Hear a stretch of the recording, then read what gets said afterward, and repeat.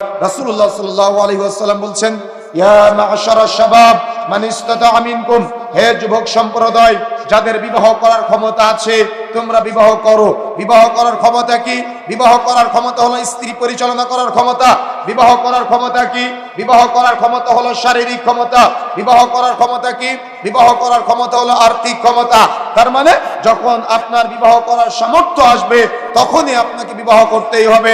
আর এ ব্যাপারে লাজনার ফতোয়া হলো, উপযুক্ত বয়স হওয়ার পরে যদি সন্তানকে বাবা মা বিবাহ না দেয়, অর্থাৎ অভিভাবক বিবাহ না দেয়, তাহলে সন্তান বিবাহ বহির্ভূত যত গোপন পাপ করবে প্রত্যেক পাপের একটা করে ভাগ বাবা মার আমলনামায় লিপিবদ্ধ হবে।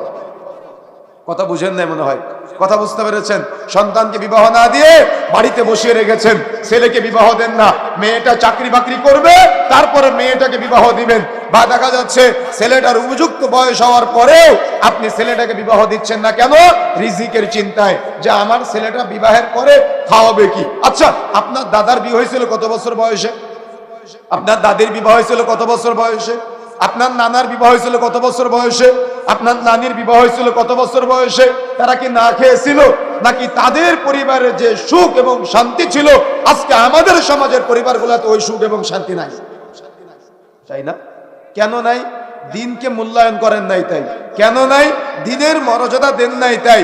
এই জন্য মনে রাখার চেষ্টা করতে হবে, রাসূলুল্লাহ সাল্লাল্লাহু আলাইহি ওয়াসাল্লাম বলছেন, ইয়া মা'শারাশ শাবাব মান ইসতাতা'a মিনকুম, হে যুবক সম্প্রদায়, যার বিবাহ করার ক্ষমতা আছে তোমরা বিবাহ করো।